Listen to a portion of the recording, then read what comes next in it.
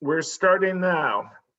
Welcome. It's great to see people tuning in to a very important discussion. If you care about international development, if you care about economic development, then you are in the right place.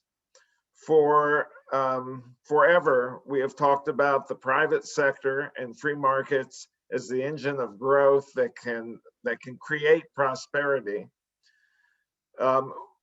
What we haven't talked about for as long, but what is getting a lot of attention now, is the role of social enterprises and social entrepreneurs in driving well-being in communities.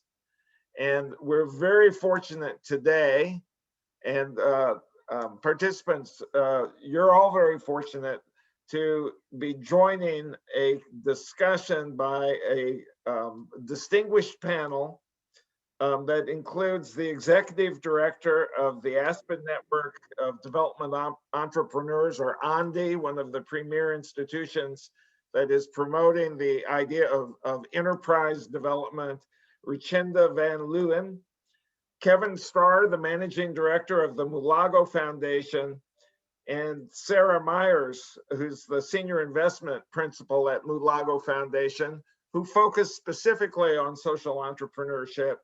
My colleague, Ricardo Michel, who's the managing director of FHI Partners, which is one of FHI 360's subsidiaries that works on, among other things, social enterprise. And my dear friend, Ann May Chang, who is the author of Lean Impact, which explores in great depth and elucidates how social enterprises can innovate and scale new ways of doing things that lead to greater prosperity.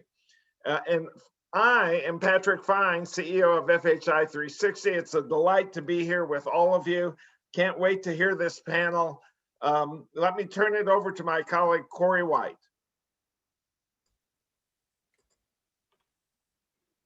Thanks, Patrick. You're going to get Annette Brown instead of Corey White. Sorry. Let me turn it over to my colleague, Annette Brown, who is the principal economist at FHI 360. Thank you so much, Patrick. Sarah, I'm going to ask you to join me. Hello, everyone. As Patrick said, my name is Annette Brown, and I'm principal economist at FHI 360, and I'm your host and moderator today. What we're going to do for this event is we're going to start with an introduction from Sarah Myers, where she's going to present the arguments that she and her colleague Kevin Starr made in the article Nowhere to Grow, published in the Stanford Social Innovation Review. It's this article and a rather lively Twitter exchange about this article that gave me the idea for having an event around this and bringing together some panelists to hash out some of the provocative ideas that Sarah and Kevin put forward. Then we'll, when Sarah's finished, we'll bring on our panelists that include, as Patrick said, Richenda Van Leeuwen, Kevin Starr, Ricardo Michel, and Ann May Chang. And we'll have a conversation about those arguments and ideas. I'm going to introduce those panelists more fully when we start that discussion, but right now it is my pleasure to introduce Sarah Myers to you. Sarah is a senior investment principal at the Mulago Foundation. She came to Mulago from the Skoll Foundation, where she sourced and evaluated candidates for the Skoll Award for Social Entrepreneurship, and then worked with the winners of those awards to identify new investment opportunities. Sarah started her career in programmatic roles in both livelihoods and public health nonprofits, and then transitioned to working for funders, and since then has worked with a variety of funders. So thank you very much, Sarah, for joining us, and I'm going to turn it over to you. Wonderful. Thank you, Annette. I'm going to go ahead and share my screen here real quick and just kick us off with a few slides before we get into that discussion, help orient us. So as Annette mentioned, I'm Sarah Myers. I'm with the Mulago Foundation, and Mulago is a foundation based here in San Francisco. That's where I'm calling you from today. And our focus is to find and fund high-performing organizations that have a scalable solution to address the basic needs of the very poor. And as Patrick mentioned, we're very much in the social entrepreneurship space. We are an early stage funder, and we start with organizations really at that seed kind of scrappy stage, and we stay with them through that long haul journey to scale through replication and eventual scale up. And just to give you a sense of some of the kinds of organizations that we work with along that journey from early stage to scale up would be things like Last Mile Health, working on community health systems in Liberia, 1 Acre Fund, working with smallholder farmers across East Africa, and Educate Girls in India, which is, of course, educating girls. And so what's common across all these organizations and the organizations that we fund are a pursuit of scaled impact and a staged approach to really get there. And so many organizations, social entrepreneurs that we work with, we find, of course, they're going to start off in this R&D stage where they're honing a really replicable, scalable model. And then they need to actually replicate it, of course, ensure that this works as they start to increase their delivery of that solution. And then over time, they really start to scale it up. And this part of the curve is really exciting, and it's where we get beyond this kind of linear growth and really see a sustained and dramatic uptick in impact over time. And I know we'll get into this more in the panel, but just to put it out there, when we talk about scale, Malago's definition for that is that the solution is reaching its full potential. And what we mean by that is, if you think about all of the places where a particular solution could work, where it could actually work and work well, and then all the places where it's really needed, that overlap between where it could work and where it's needed, that's how we think about the real scale, the full potential of that solution. So just to give that a little more color, if you think again about like a 1 Acre Fund type of model, of course, they have this bundled solution for smallholder farmers, including inputs and advising and finance. And if you think about all of the farmers that could potentially benefit from that kind of solution, we're talking millions of farmers, right? And then you think about all the places where that potential solution could actually work and could work quite well. There are a lot of places where that solution could work really well. So that overlap for the 1 Acre Fund solution, that potential for that is really significant. And even though 1 Acre Fund is a very successful and large organization, the potential for them to fully saturate this potential all on their own, it's kind of unlikely, right? They're going to be able to do that. They're going to need other entities to take that idea, run with it, replicate it, so it can really be on this really dramatic uptick in scaled impact over time. And at Malago, we spend a lot of time thinking about who those replicators are going to be. And we call them the doer at scale. And we really only see a few categories of who this will generally be. And so most social sector organizations are probably thinking about government and other NGOs, and some for-profit or market-based solutions might be thinking about other businesses as their doer at scale. And if we push on this NGO piece a bit here, if you're thinking about scale, what kind of NGO would you want to partner with? Well, probably the big ones, right? The big international NGOs, because these are the scale players. They already have the team and infrastructure in place, the geographic reach, the ties with those big aid funders to really get solutions to scale. So of course, and we've been encouraging this, and many of the organizations that we fund have been pursuing this pathway. Makes a lot of sense to us, right? But what we've been seeing in the last few years is that organizations who have been trying to pursue this bingo replication path have been struggling, either having difficulty getting past the gate, or once they do, perhaps getting stuck in this kind of replication phase where it's pilot after pilot, but not really seeing that big scaling uptick in delivery and impact. And this is kind of worrisome to us. We don't want to be encouraging something if it's not going to work. And so Kevin and I decided, we really need to push on this a bit more and try to answer this question of whether or not bingos are really going to scale up social entrepreneurs' solutions. And so we spent some time digging into this past year. And one of the things we did was we just, kind of unscientifically reached out to a dozen or so people working at other funding institutions and some staff and board members working at these big international NGOs. And we just asked them, what examples are out there? Help us understand kind of if this is a viable pathway. And we were surprised by their response, which at first was, kind of crickets. They rack in their brains trying to come up with these ideas that kind of followed that scale curve that we were just sharing with you. And then they said, no, this is, we really don't have examples of this happening kind of in that light. And so we pushed on that, of course, and wanted to understand why this really doesn't seem to be a thing. And there were a couple areas that we saw a lot of overlap in their responses. And the first one had to do with the funding dynamics. And they shared that, of course, a lot of these big international NGOs are funded by big aid like USAID kind of entities. And those funders tend to fund projects. And, project-based funding is going to be more, time-bound and restricted, and frankly, just not super conducive to the systematic scale up of social entrepreneurs' ideas. And so the funding dynamics were disincentivizing this. But then they also shared that there were some internal dynamics at the bingos that were also disincentivizing this. And one of those was this mindset of, if it's not invented here or developed in-house, we're not going to scale that up. We're not going to scale up another entity's solutions. Okay. Another one was more structural, this kind of disconnect between a local office and headquarters in terms of decision-making, which we know has been difficult for many social entrepreneurs to navigate. And then a final one here is this perennial question of quality control, because of course, if you're hoping to scale, you want to scale impact. And so we need to make sure that the replicating organization is going to be able to deliver that solution with sufficient quality to be able to retain impact as it scales up.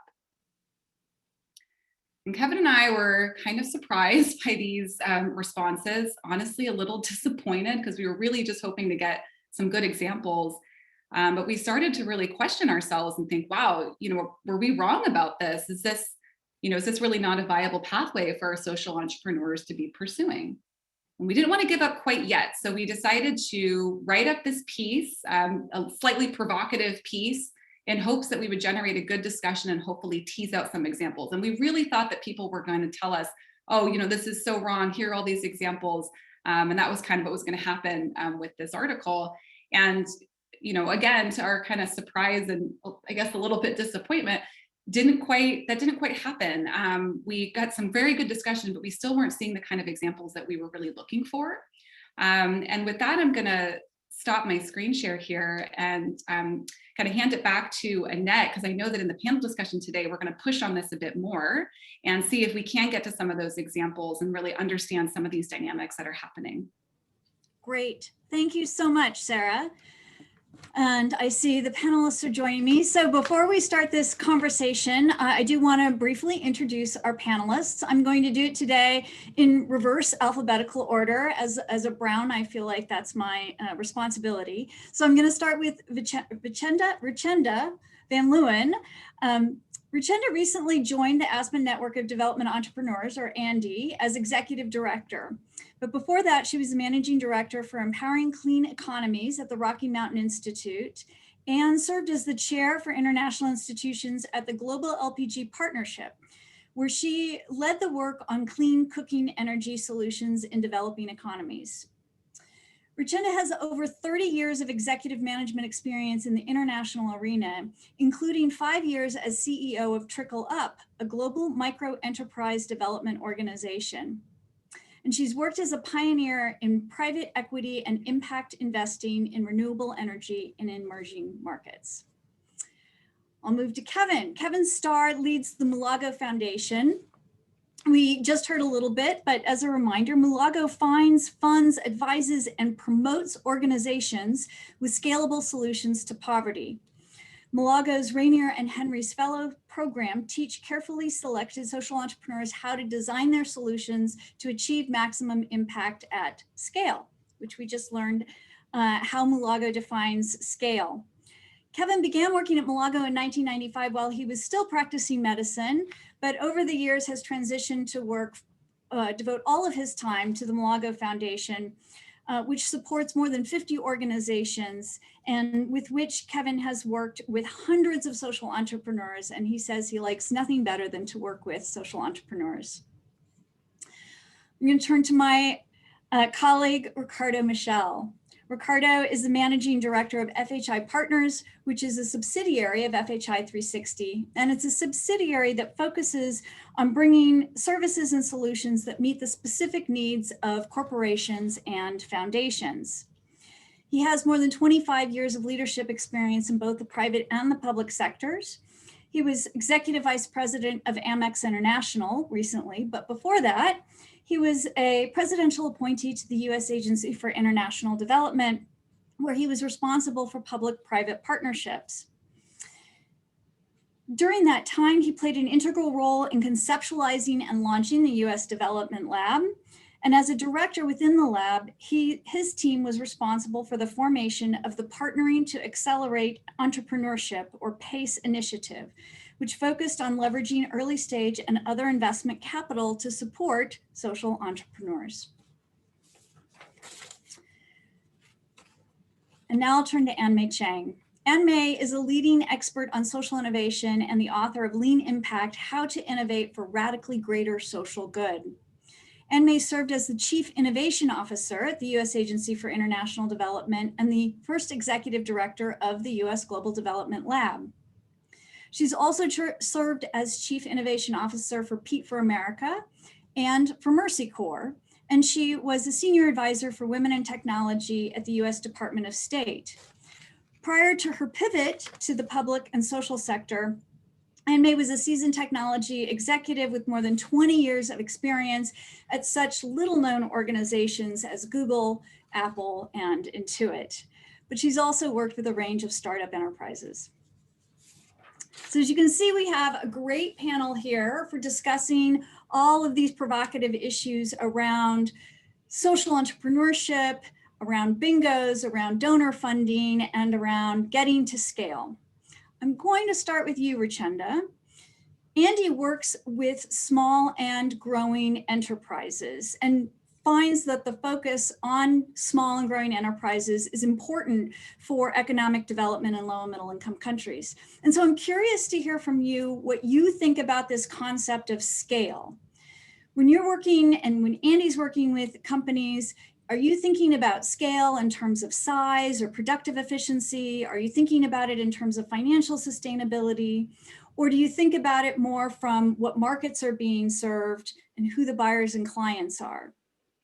Yeah, great. Thank you, Annette. And it's great to be here and to join you all this afternoon for what's, I'm sure, going to be a wonderful discussion. And the Aspen Network of Development Entrepreneurs really was founded 11 years ago as a support ecosystem to recognize that it actually takes an ecosystem to build entrepreneurial ecosystems. And so we really come at it from the standpoint of working with our membership who are intermediaries. They can be impact investors, they can be business development providers, we have researchers, we have donors, we have bingos, we have very small organizations as well, and really recognizing that I think the approach to social entrepreneurship is not necessarily always linear, and I'm sure we'll hear about that from others. But really, it does take, to use the cliche, it takes a village. So we are looking at scale. I like the way that Malago was defining that in terms of really scale within its own potential area for impact. And certainly I would say that that's the philosophy from which Andy is coming, which is really looking at how can we support the impact, because we're really all about poverty alleviation and helping what we call SGBs, small and growing businesses, maximize their potential as a tool for creating jobs, helping support economic growth, and providing the whole range of benefits that we all see across the social environmental sector. Great. Anybody else want to chime in? And may I know you talk a little bit about scale and lean impact and thinking about how you can get from an idea to a company. What are your thoughts about how we should be thinking about scale? Thanks, Annette, and thank you for having me on this panel. I'm really looking forward to the discussion. And, you know, I feel like it's not my place to define scale when Kevin Starr is here in the room, because many of my ideas from scale have really been inspired by him. I think Malago has been a great thought leader in this space. And I really like the current definition, right? That too often we think of scale as we've reached 1 million people. And when we step back and we think there's generally more like 1 billion people in need of any of the things that we're talking about, it's like such a tiny, tiny fraction of the problem. And so I think we need to start from the scale of the need. And I like how Kevin has put it in the past, that we need to think about scale not as a sort of absolute number, but the slope of the curve. Are we accelerating growth over time? And to the, just to the idea of scaling through bingos, I love the article. I think this is a great discussion to have, and a very provocative one. I've actually had debates with Kevin over the years about whether bingos were in fact one of the pathways, one of the potential doers. I guess what I would say, having worked with a number of bingos, a number of social entrepreneurs, and also with a number of funders, is to say that bingos are underperforming their role in this space, right? That there are certainly some successes, but that they are underperforming their role in terms of the degree to which they could help social entrepreneurs scale, and which they could help just new innovations that could make a difference scale. At the same time, I don't believe that bingos have in themselves sufficient reach, even though they're much bigger than the social entrepreneurs are. I don't think they have sufficient reach to reach that sort of size of the need. Bingos don't reach 1 billion people. What reaches 1 billion people is governments, and in some cases, private sector solutions, right? So bingos, I think, are part of the stair step to get there, but I don't think they're going to be the ultimate solution. But they could play a much bigger role in helping stair step our way to the ultimate solution, which I think is generally going to have to be governments and private sector. So let me turn to you, Ricardo, because when Andy was talking about bingos and governments, and it got me to thinking about how did the Development Innovation Fund at USAID, and when you were working with PACE, what was the view about what the role of a donor, which was USAID, and bingos, primary partners to USAID, with these new ways of thinking about social entrepreneurship and innovation? Thanks, Annette. Thanks for having me. Again, pleasure to be part of this esteemed panel. So it's good to see some familiar faces and meet some new ones.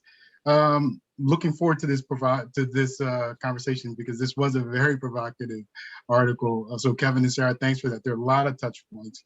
As far as the sort of going back to scale, love the way you define it. I agree with everything that was said, and I think we can actually even extend it beyond sort of the big numbers down to the small numbers. So when we think about things like PACE, when we think about the role that the Development Innovation Lab and DIV and that fund, it was really also looking at risk and the role that we play across government, bingos, as well as businesses along this risk spectrum.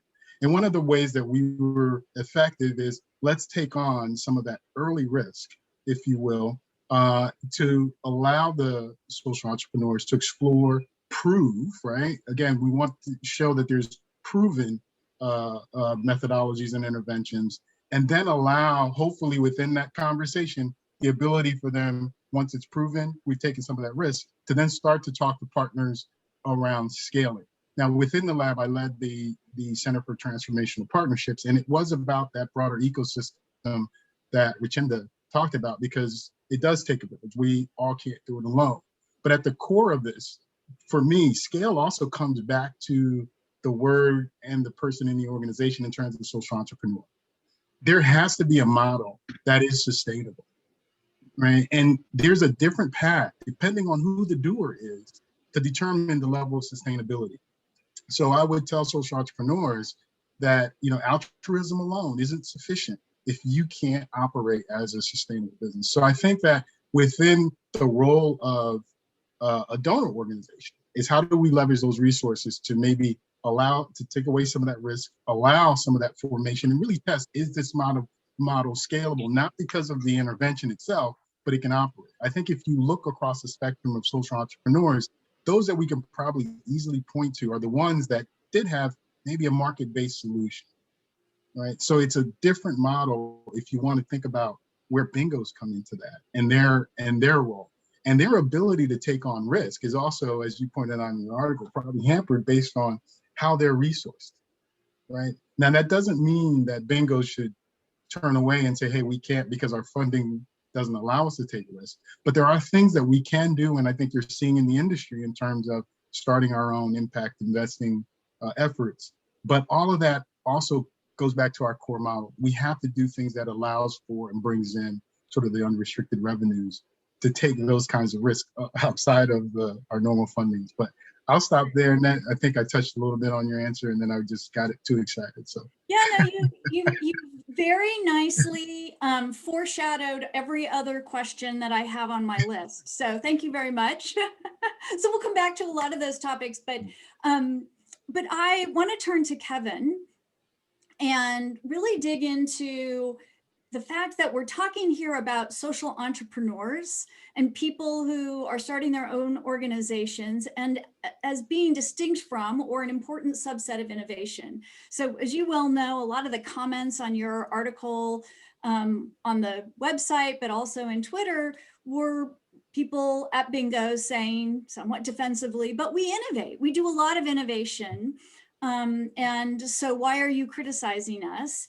And I think the argument that you and Sarah are making is that there's something important about getting innovation from social entrepreneurs, that they need to be part of this ecosystem and we need to figure out how to support them. And so I'd love to hear you talk a little bit more about why social entrepreneurs and not just any innovation is good. One is, you can read Dan May's book, which is actually awesome, and we get all of our fellows to read it.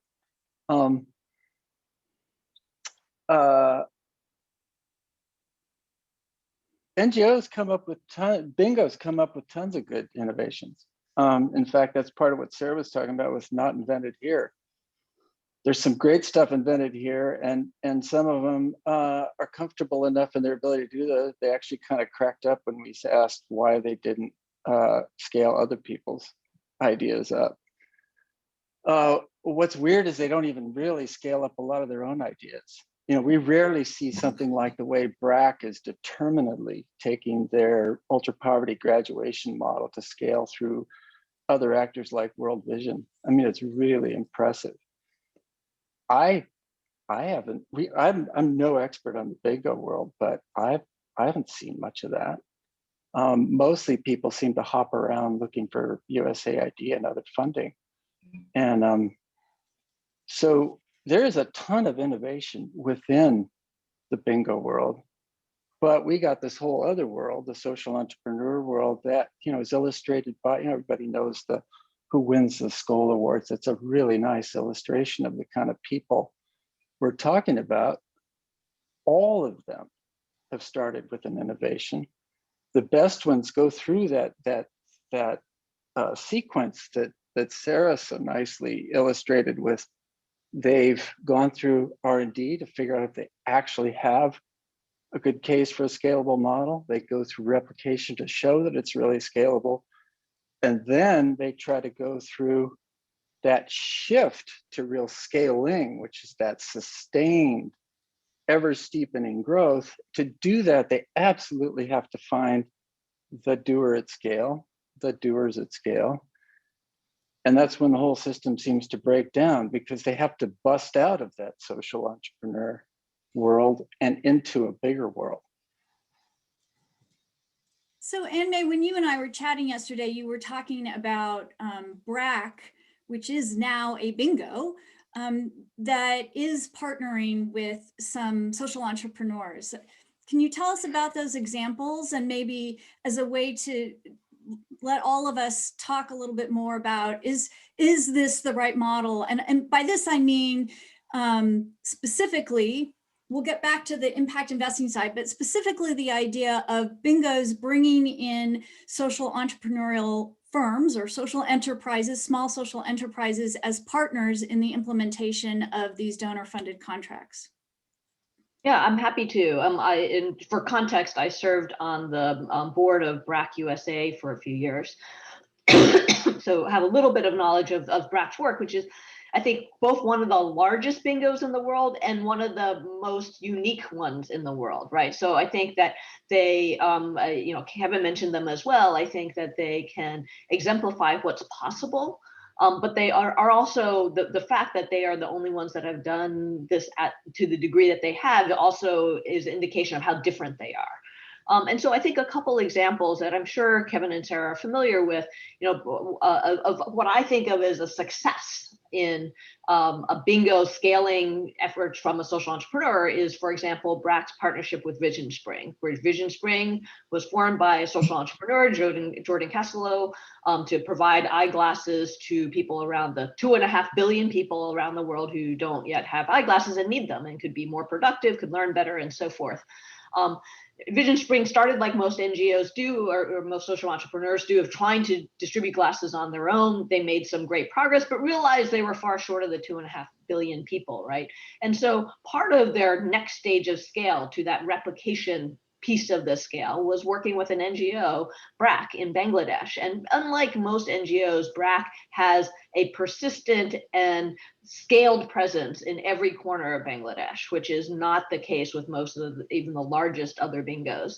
And so what they did was Vision Spring and BRAC worked together to leverage all the community healthcare worker network that BRAC had deployed around Bangladesh to distribute these eyeglasses, right? And through this partnership, I don't know the latest number, I know they've gone over 1 million pairs of eyeglasses just through this partnership alone, and have gone on to form other partnerships as well. BRAC is also partnered with Living Goods, another social entrepreneur, in this case in Uganda, to adopt Living Goods model of kind of providing community healthcare workers with a basket of health affirming goods that they can sell, and in that case adopted Living Goods model. Living Goods trained BRAC's community healthcare workers and so forth. So those are two examples of, I think, what we'd like to see more of. And those are examples of an NGO adopting like a service model, essentially, right? There's also other examples where NGOs could sort of buy goods, right? So things like some of the healthcare digital apps, like some of the NGOs are buying those apps, and they're essentially a customer.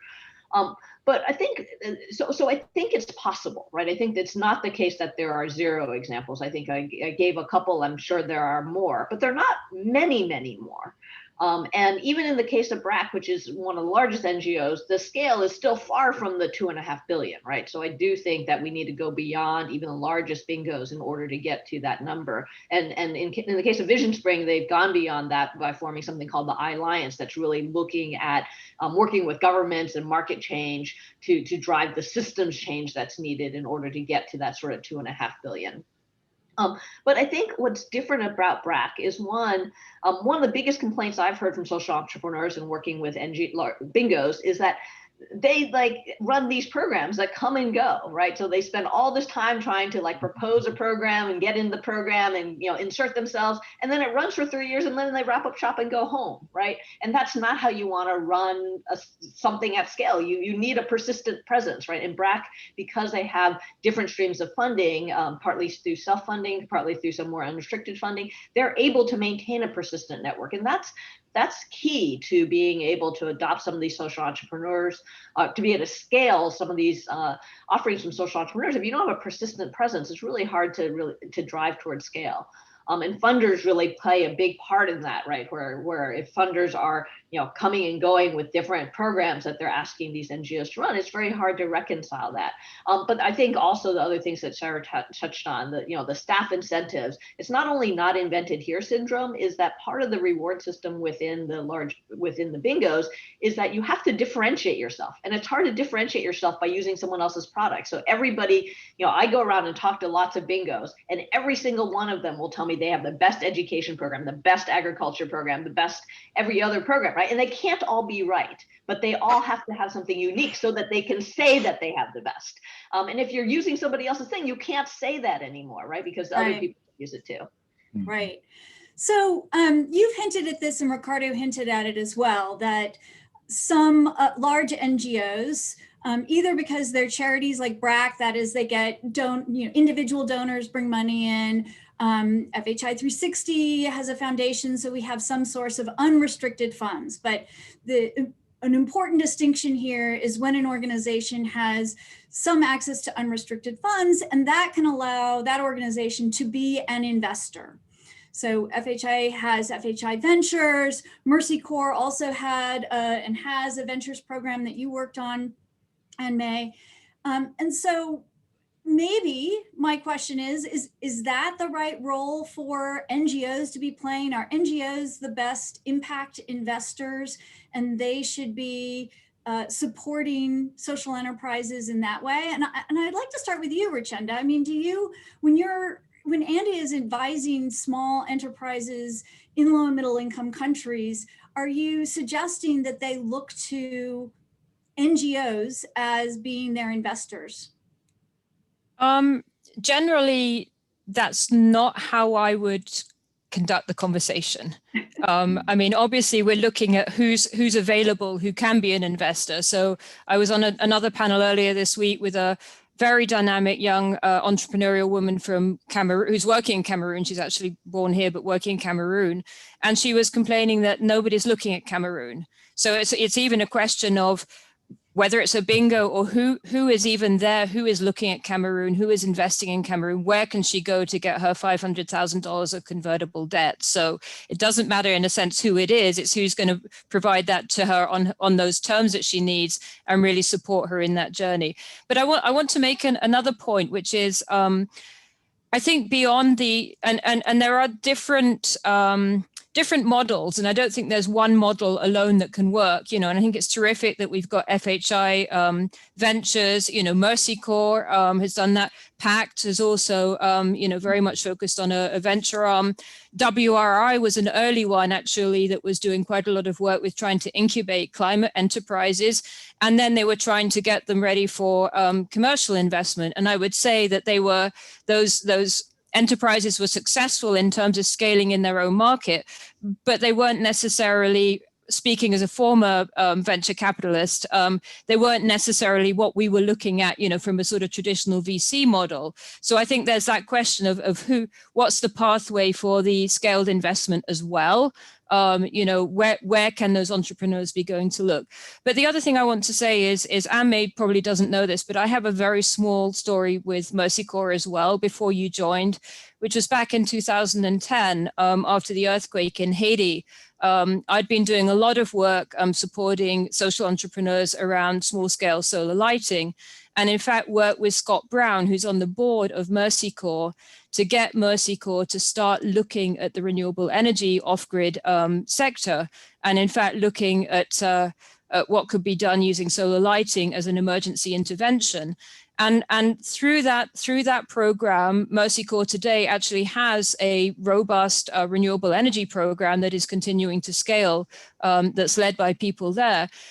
I was knocking on the door. One of the things you didn't mention in my resume, I was at the United Nations Foundation for 6 years as head of energy access there. I spent half of 2012 actually knocking on the door of a lot of the bingos and saying to them, there's this really great sector now. Solar is in a different place from where it used to be. And by the way, one of the first ever solar pioneers was Grameen Shakti, which is an outgrowth of Grameen Bank. So also coming from an NGO alongside others that were in the private sector.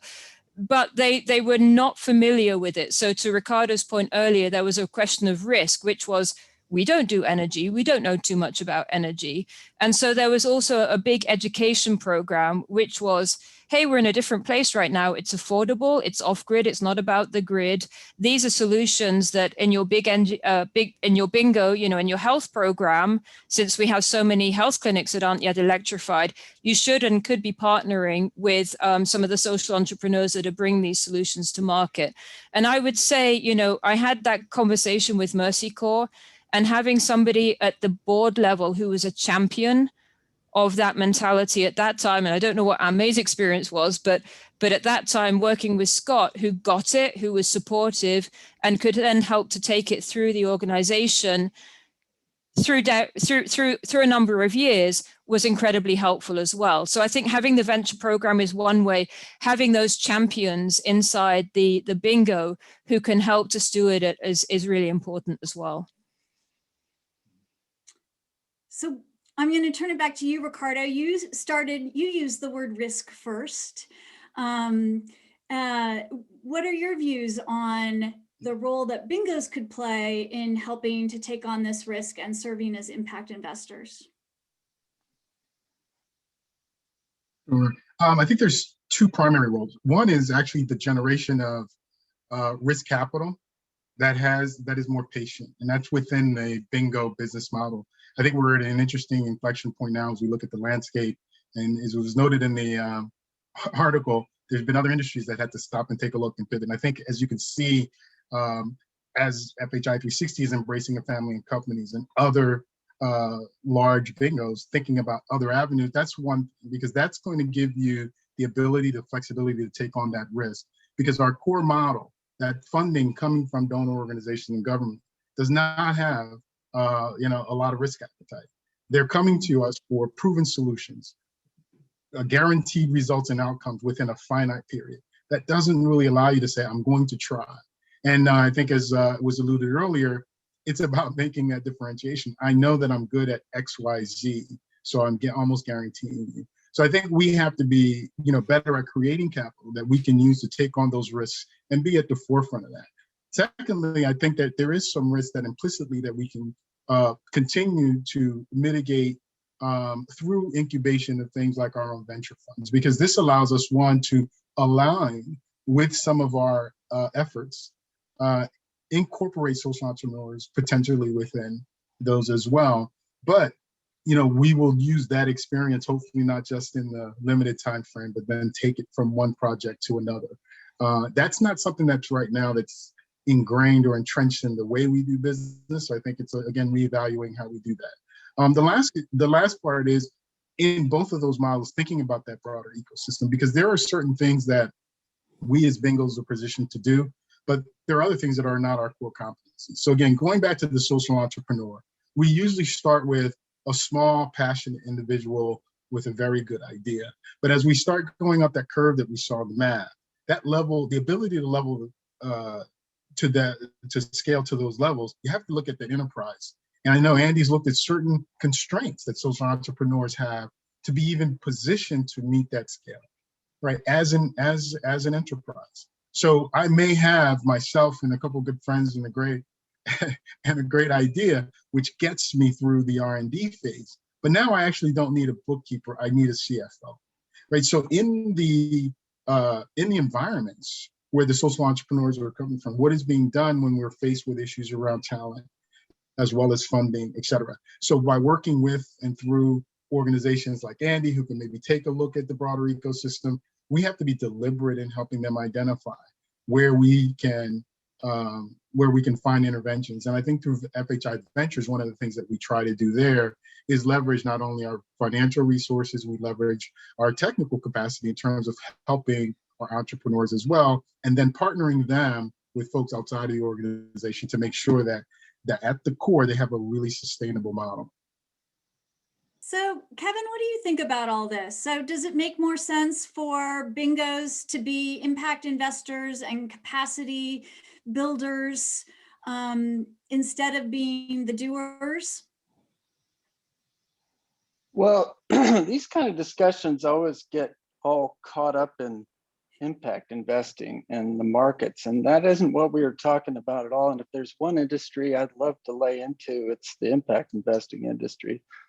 But that's not what this conversation's about. I think Ricardo just raised some interesting issues around risk. So Sarah and I were talking about a really specific thing.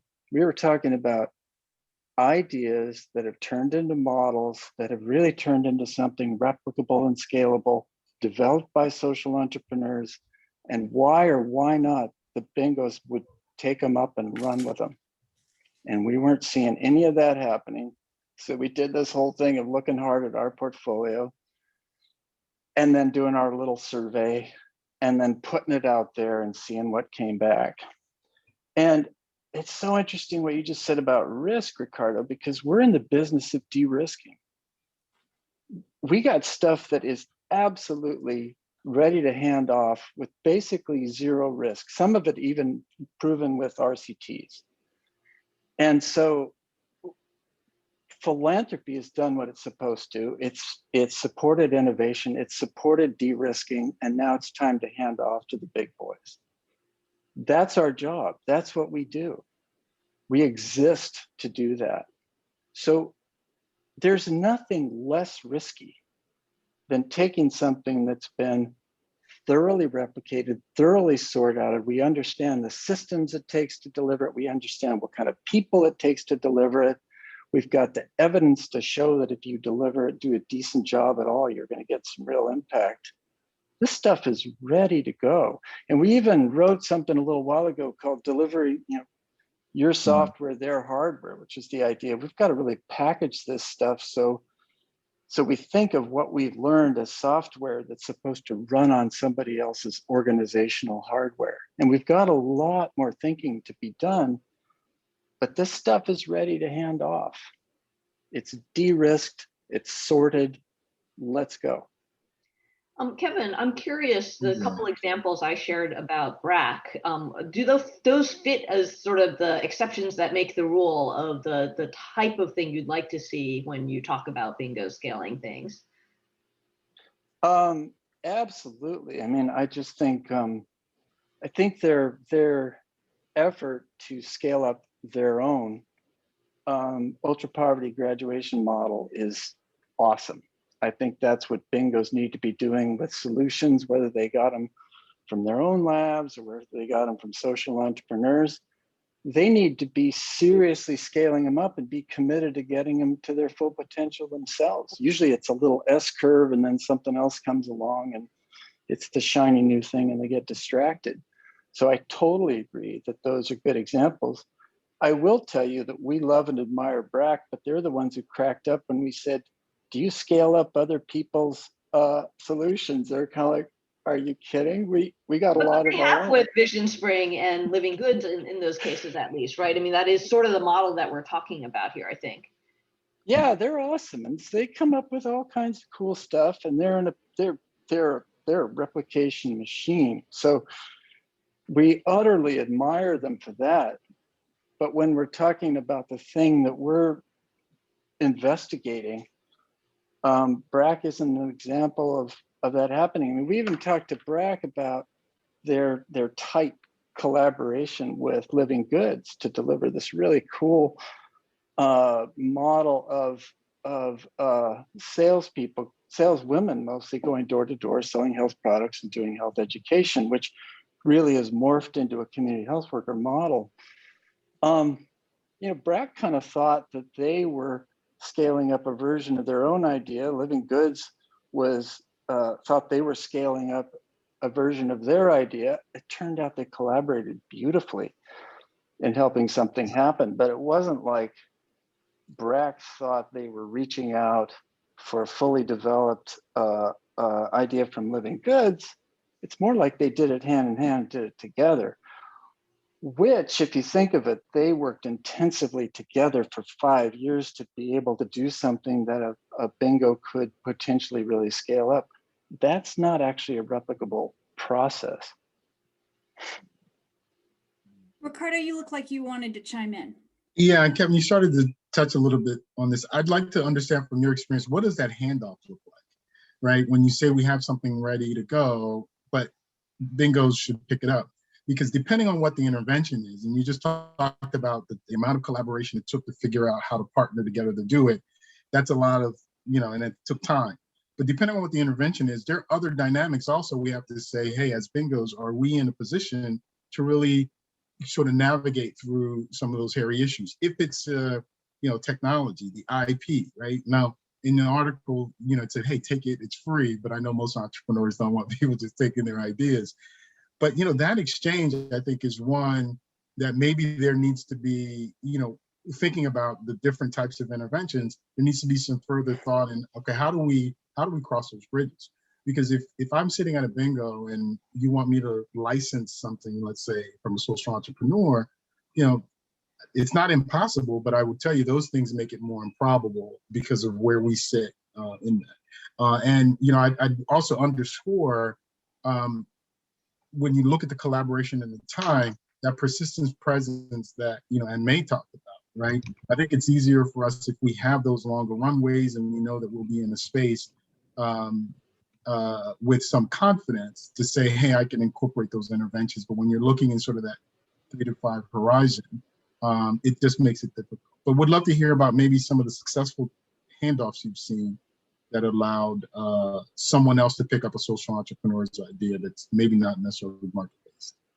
Can I just intervene actually for a second, because the targeting the ultra poor model was actually one that was incubated by BRAC together, actually was launched by Trickle Up back in 1978, and Trickle Up and BRAC worked together on hosting that. So that isn't a good example of a sort of a bingo taking on a small nonprofit, in this case, sort of entrepreneurial innovation on that. So just to say, you know, there's BRAC itself, you know, had worked together for a number of years together with Trickle Up to refine that model. And then they were the ability to scale, because, I mean, Trickle Up's bigger today than it was back then, but certainly, you know, remains a smaller, not a for-profit, but I would say had a social entrepreneurial approach to addressing the poorest of the poor. So it can be done. But what I'm not hearing in all of this is actually the entrepreneur themselves.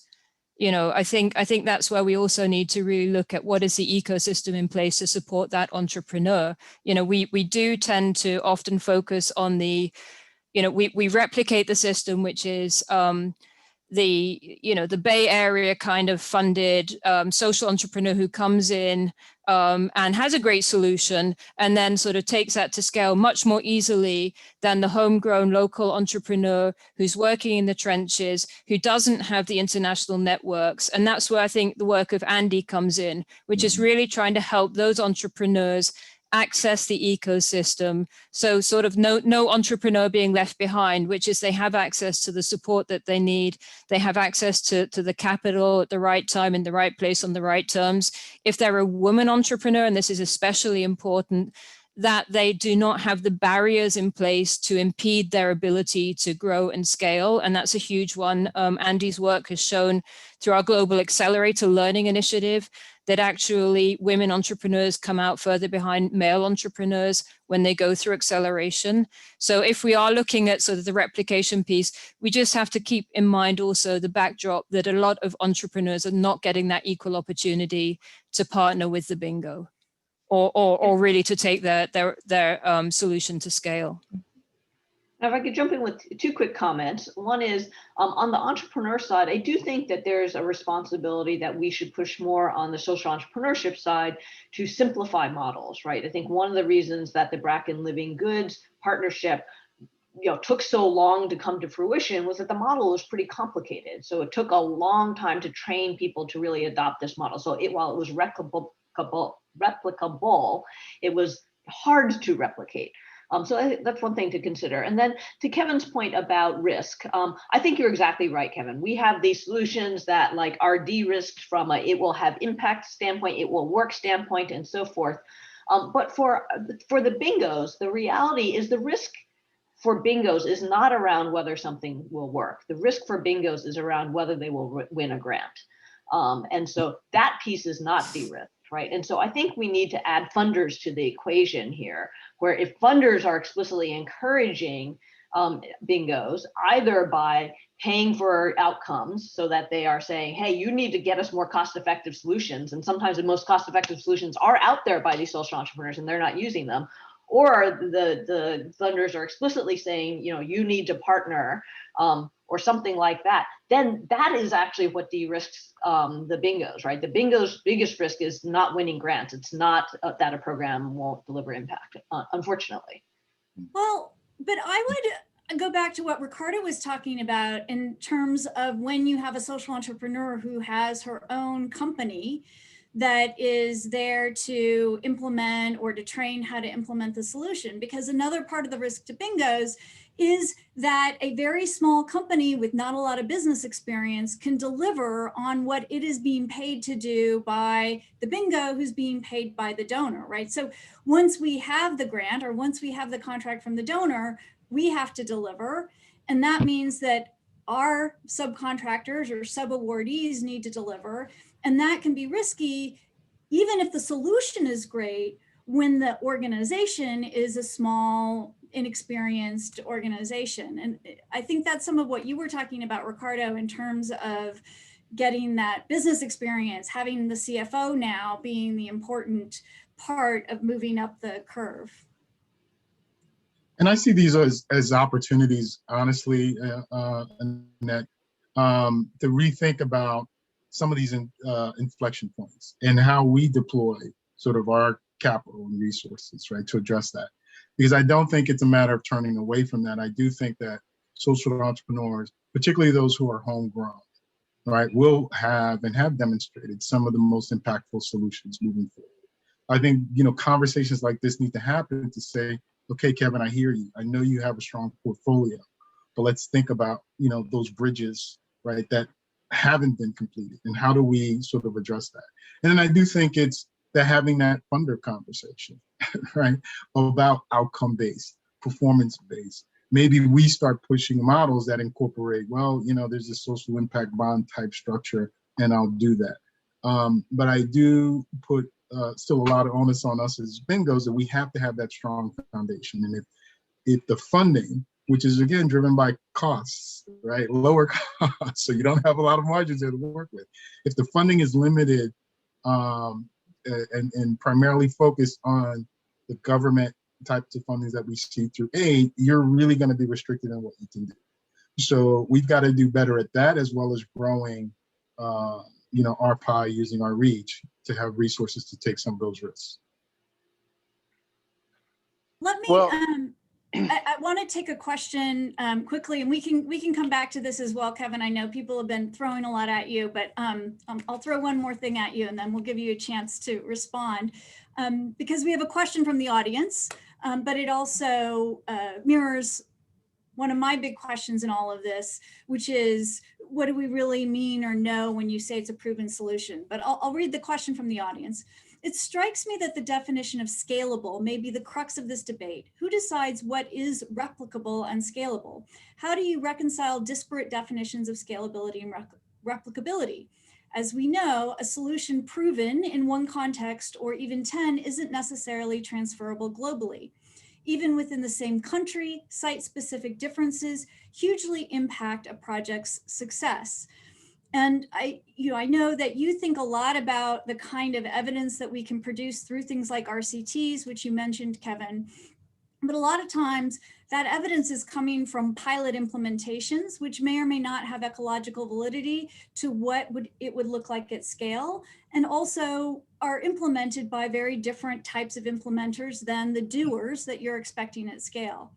So, so maybe we could pivot a little bit to talking about what do we really know is proven until something's at scale? And also within that, is this another role that NGOs can play in terms of helping to test these social entrepreneurial solutions in larger and larger implementations? Yeah, so if you think about what Sarah laid out as sort of these stages, a lot of what we get involved in is that R&D stage. And that's actually a lot of where these pilots happen. And we don't think RCT should even happen till often quite a bit later. Although randomization is a technique for getting evidence that we've kind of overblown into this overly complex thing. But we want people to end up at the end of R&D with a persuasive case for a scalable solution. So one, they've got to come up with a model that is systematic and replicable, something somebody could roll out.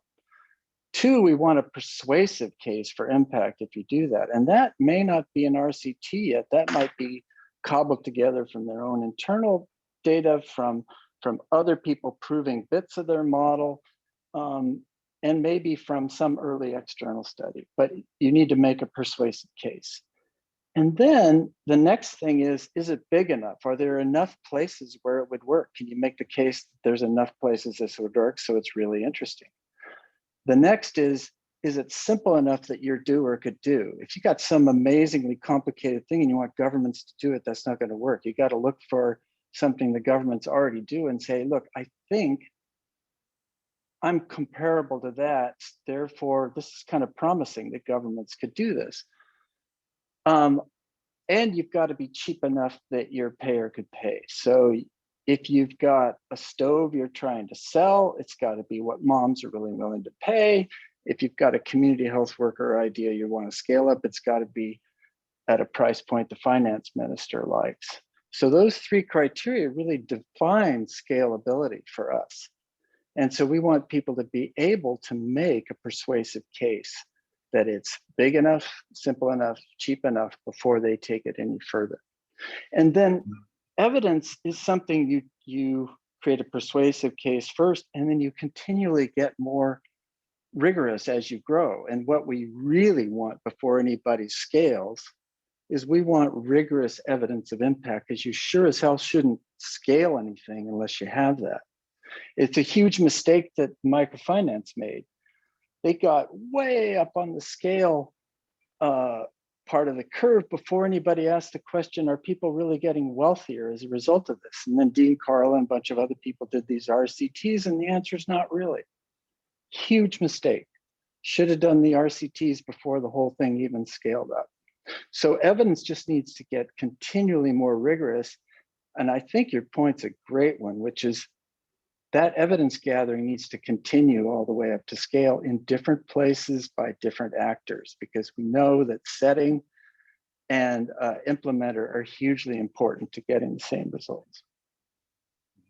Annette, can I jump in here and just take a contrarian view to that? Because I think RCTs have their place, but I really don't think they're appropriate for everything. And I say this with the wounds on my back still from having been told that we needed RCTs to prove out that electrification was the right thing to do for unelectrified communities. And my comment to that has always been, we've got over 100 years of electrification in the US, in Europe, and other parts of the world. And it's really, frankly, discriminatory to put a sort of an RCT approach to say we should not be doing this, that it's a fundamental human right in a modern society to be able to go and visit a clinic which is electrified. So just to say, I don't disagree with Kevin that there is that approach and the RCTs can make sense, but it's not for every context. And also that again, having been involved in building out a whole new sector, I think we're really looking at many social entrepreneurs. You know, sometimes it's actually the sector itself that's proving out the case. So we didn't just have one solar lantern entrepreneur. You know, there were many. They were backed by concessional finance. They were backed by grants, impact investment, and I think you can also look at again, coming back to that ecosystem approach, which is looking across the sphere of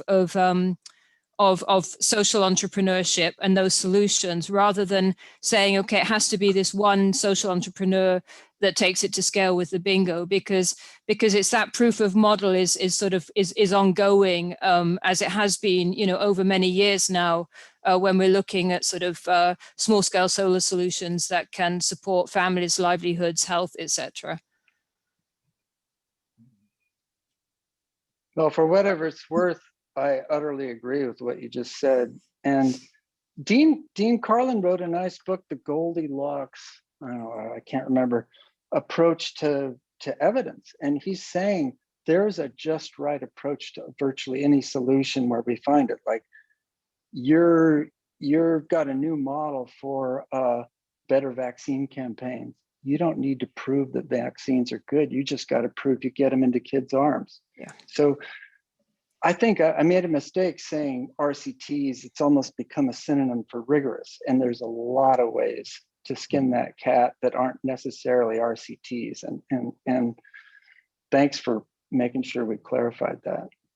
Well, and I think that another part of it is that sometimes we need rigorous evidence, but we need to understand what it is that needs to be tested and proven. So you're absolutely correct that we don't need to prove that electricity is important to households for a variety of reasons, for well-being and for productivity and things like that. What we may need to gather good evidence on is a new process for bringing electricity to households. Does it make sense to give it to them for free or charge them for it, or give them the play pump to get electricity versus adding them to the grid? So I think sometimes it's about sorry, sometimes it's about testing processes and not necessarily testing the technology. I also think that, you know, sometimes things just seem like such a good idea that we don't necessarily test the social impact in the longer term. And so one example would be the profusion of mobile apps for things like, so appointment reminders for people who need to get their ARTs. And we find out that the apps work. People use the apps in the sense that they put them on their phones. But a lot of times we find in studies that it didn't really change whether or not they were adhering in a regular way. It was just after the novelty wore off, they weren't using it. And so sometimes where we need the evidence has to do with testing whether we're having the actual social impact that we want to have in the long run. But Anne-May, you and I have talked about these things before, certainly related to the stages that you talk about in lean impact. So I'm sure you would love to weigh in. Well, I mean, I agree with everything all of you guys have said. And the way I think about it is really that we should not be doing any sort of intervention without some sort of theory of change, right? And what we're talking about here is essentially validating the most risky linkages in our theory of change. You know, whether a vaccine will prevent disease, that's already presumably tested and known, right? So we don't need to like worry about testing that, or whether electricity will benefit people. That should be known.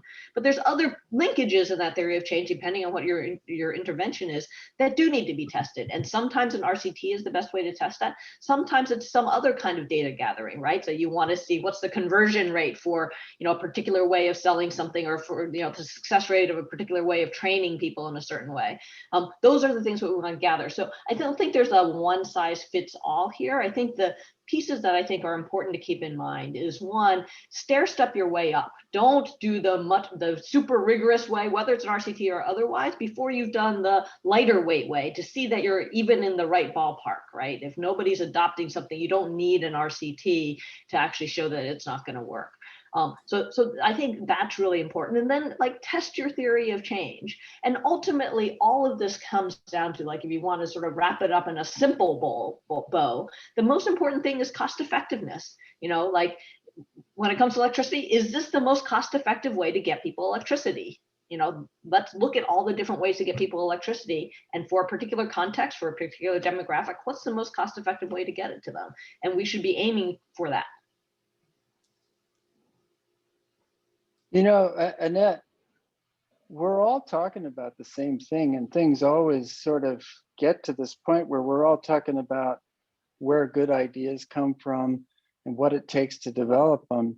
And that is a super interesting conversation. But we wrote this article called Nowhere to Grow because we're seeing that social entrepreneurs are doing all that stuff. They're taking ideas through that process. They're systematizing it, they're proving it, they're showing how it can be replicated, and they're ready to hand it off. IP very rarely plays any significant issue. It's all about execution. But this conversation, as we understood it, what we hoped it would be, what we, you know, the bear we hoped we were poking with that little article was, why doesn't that happen? And we always get into these other discussions about impact investing and about innovation itself, and where the leaders should come from for these efforts and organizations. They're all really good questions. They should be endlessly processed and debated. But we wrote that article because we work with tons of social entrepreneurs. We see them go through that whole process. We see them get to the point where something is systematized, ready to scale, proven impact, and it doesn't get handed off to the bingos. The bingos don't seem to really be that interested in scaling stuff up till it reaches its full potential anyway. And this is good people at every side. And we just wondered, why the hell isn't this happening? Seems like an obvious thing. We've de-risked it. We've made sure that it's really ready for prime time. Doesn't happen. So Kevin, and you know, like most things, I lay the problem at the feet of the funders like us. But that's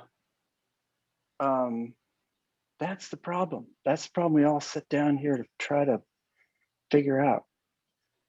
So Kevin, I agree with you. I think that 80% of the responsibility is on the funders. They are not incentivizing bingos to take on these better solutions, right? Either by not paying for outcomes, not encouraging partnerships, and looking for differentiation that goes beyond that. So I think 80% of the responsibility is on the funders, but I think 20% of the responsibility is also on the bingos themselves. As Richenda said, if there is enough will, bingos can do this. BRAC has done this, like with Vision Spring. You talked about Mercy Corps doing this with solar lanterns. It can be done but it takes quite a bit of willpower without the funders kind of stepping in and creating the right incentives. So, and that said, I would also say that I still just reiterate, I don't think that bingos are the right path to growth for most social entrepreneurs. I think that they are,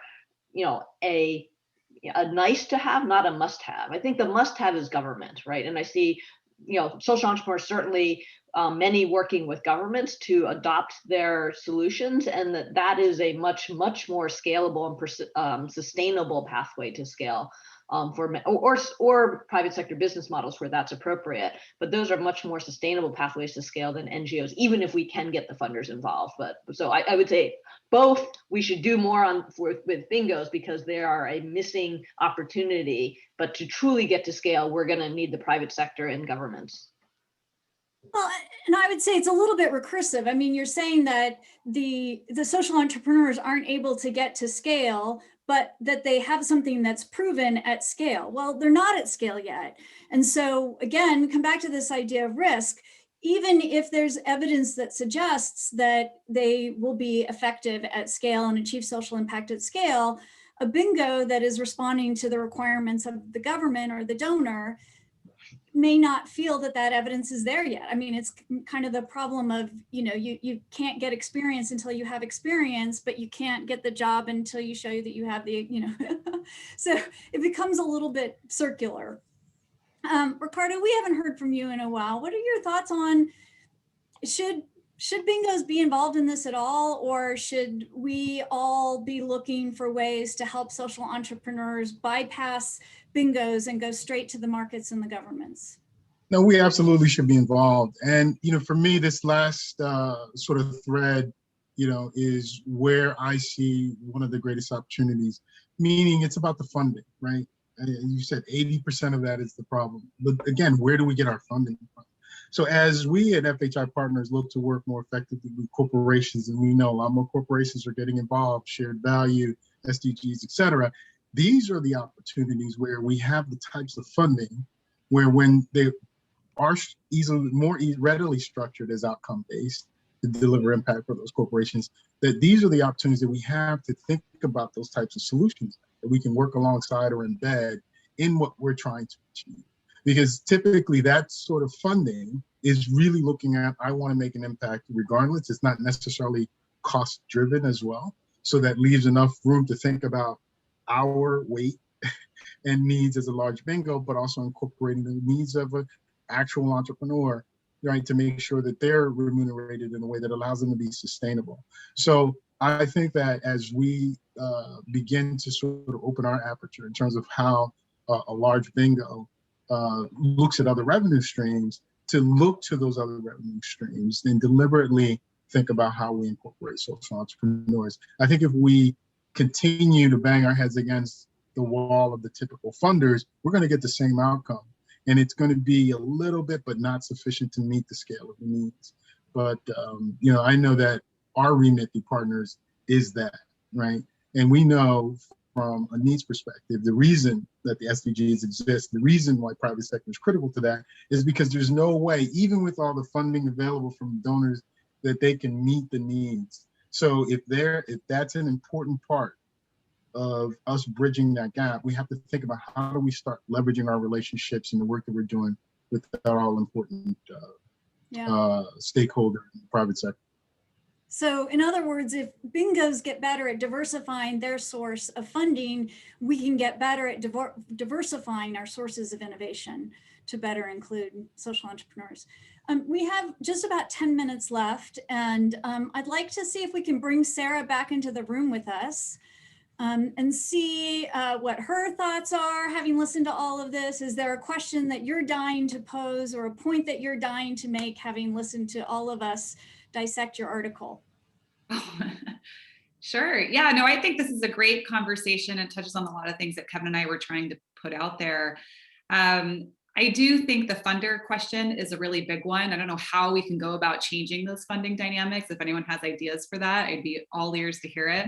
I also think this question of the handoff and how do we ensure a successful handoff so that even if it is proven, and like you said, kind of at this maybe smaller scale, how do we ensure that we can continue to get that same kind of impact moving forward? This question of quality control is a really big one. And so if there are any examples or ideas from the panel, I'd love to ask a little bit more about that. I know Kevin's written another piece on that piece specifically, but I'd love to kind of go in that direction a little bit. So what do folks think about how can we continue to control quality as these innovations move from the social entrepreneurs who built them and developed them to bingos or even to governments and people who can do at scale? So one of the areas to look at, again, I'm drawing a lot on my renewable energy background here, but is also looking at what the standards are, because often there are standards in place. Those standards may be out of date.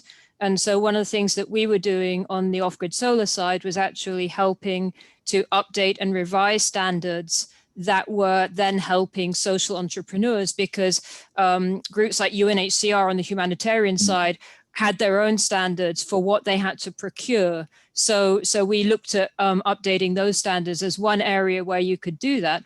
I mean, another, just to throw it out there, is maybe as the whole sector, we need to create a metric so that the bingos can actually say, hey, we worked with 250 social entrepreneurs in our programs, and then get rewarded by the funders one way or another for having done so. We don't have a metric like that right now. So maybe, we all need to go back and look at that a little bit more as well.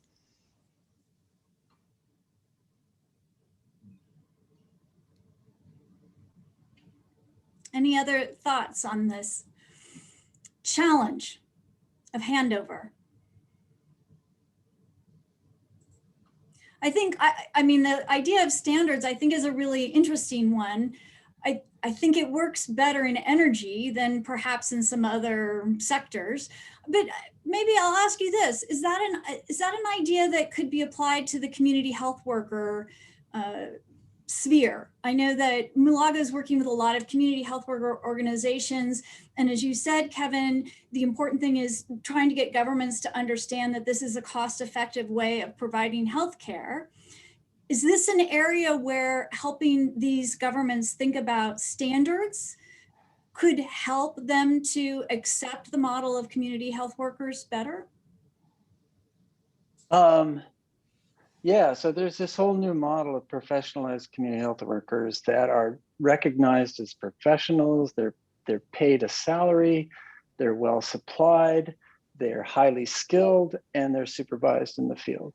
And Last Mile Health's doing it, Moosa's doing it, Integrate's doing it, a whole bunch of people are doing it. And they all have the notion that they're scaling up via government. The one that's gotten the most traction is Last Mile Health in Liberia, where interestingly, a stepping stone is bingos replicating the government's version of Last Mile Health's model, which is community health assistance, which is written into the new national health policy. So there's a role for everybody there. And what's really cool is all those community health worker organizations have unified into this meta-level group called the Community Health Impact Coalition, or CHIC. And they are together moving their common agenda forward. They're creating a shared coordinated research agenda. They're advocating together at the policy level. They're advocating together at the funding level. So they're bringing everything you just talked about beautifully together. They become known as CHIC, of course. And we think that every solution that multiple people are working on should have a CHIC to coordinate all these things.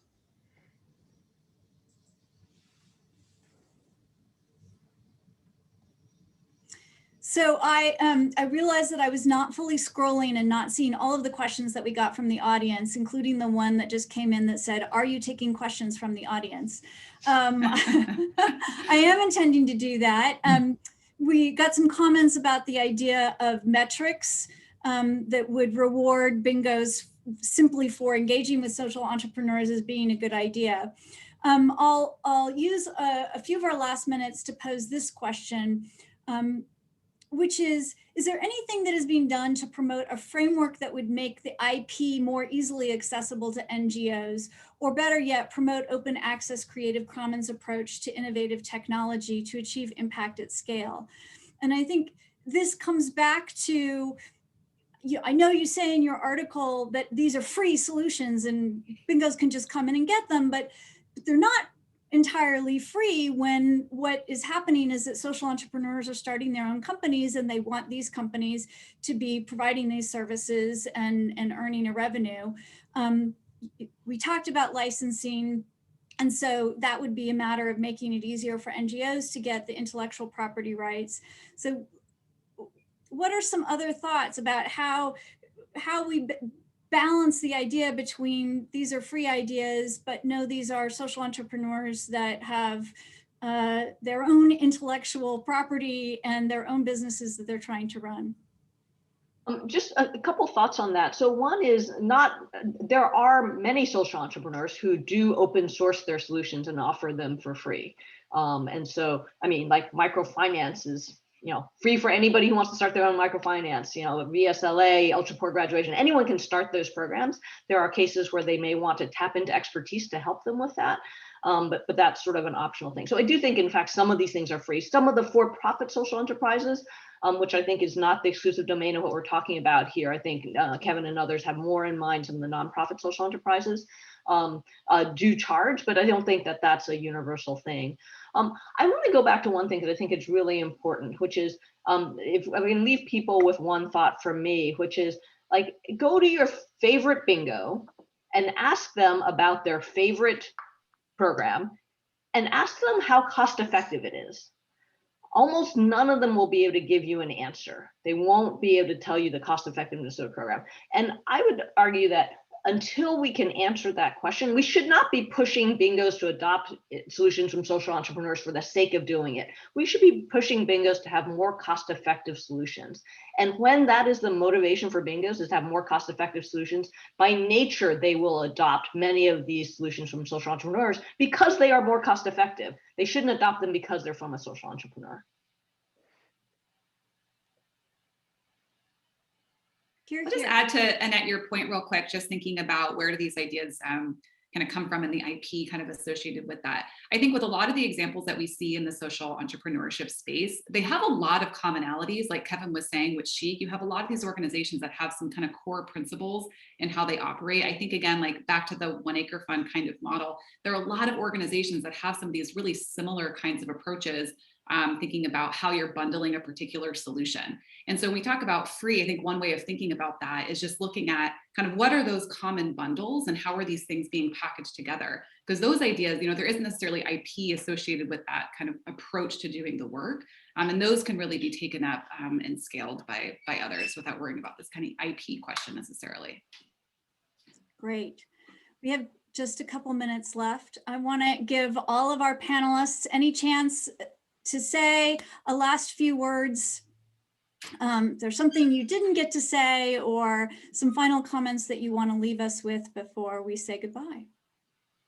I'd just like to add that I think to Anne May's comment about the cost effectiveness, I would also talk about the impact, because that social entrepreneur may be the sole provider for their family. They may be employing people for whom they have no other employment opportunities. So I think we should think, yes, cost, absolutely, cost effective, absolutely, but also impact effective in terms of what are we supporting? Is it only the innovation that the social entrepreneur is bringing to the table? What's behind that entrepreneur? Who are they then in turn supporting as well? And just making sure that we keep that in mind. Mm-hmm. And that I'd like to add, I'm an admitted pathological collaborator, so I'm always looking at what we should and could be doing together. So I appreciate this conversation because there's some discussions around these handoffs. There's discussions around, some of the funders that I think that we may have been having vis-a-vis our own internal dialogue, but it may make sense to think about how do a Mulago and a Bingo talk to funders together, right, about these issues on a broader scale. So, I'm open to that, and I definitely appreciate your being provocative on this topic. And that mirrors the comment that we had from one in the audience that said, why don't social entrepreneurs and bingos get together? And then once they're together, go approach the donors rather than more of just finding somebody to be on our bid together. And we have to have Andy as well, right? And I got to admit, I'm on the board of Andy, so we'll bring in the whole comprehensive solution. All right. I want to thank all of you so much, Sarah Myers, for your great and provocative presentation, and your colleague, Kevin Starr. Together, you wrote this article that has started a lot of important conversation about innovation, about bingos, about social entrepreneurship, and I'm sure will continue to spark a lot of conversation. I'd like to thank my colleague, Ricardo Michel. I'd like to thank Anne-Mei Cheng and Richenda Van Leeuwen for joining us as well for this conversation. I want to let our audience know that the recording of this is available immediately on Facebook and will be available shortly on YouTube. I hope I got that in the right order, so that you'll be able to see it. And I'm sure that the conversation will continue on Twitter and on the comments on the SSIR article. Wherever you are, I hope that you have a wonderful rest of your day. Thank you very much. Thank you. Thank you. Thank you.